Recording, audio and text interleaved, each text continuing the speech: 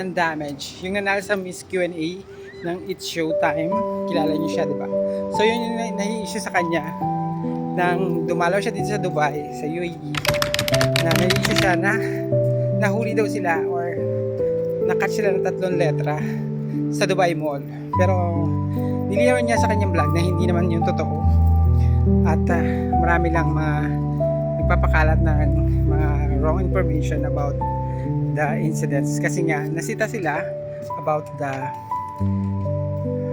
dress code na isa sa mga friends niya. So kumakalat yung balita na nahuli daw sila or na-deport sila from UAE na pinauwi sila. So hindi yung totoo, nakapag-enjoy sila dito sa Dubai. Nakita ko yung vlog nila at nilinaw na yung brand damage na hindi totoo yun. And nakapag-enjoy pa sila dito sa Dubai, sa UAE. Nakapag-put sila sa mga desert safari and everything. So hindi totoo yun. May mga nagpapakalat lang maalala na yung mga content creator na hindi alam yung research sa nila.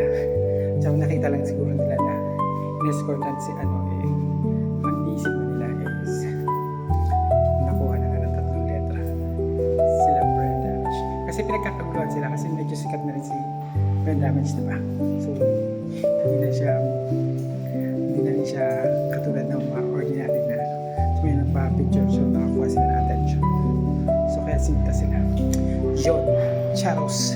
Hindi totoo. And they are still happy and enjoying and come back to the Philippines safe and clear. Charos, ang problema ay wala. It's normal. Okay, bye.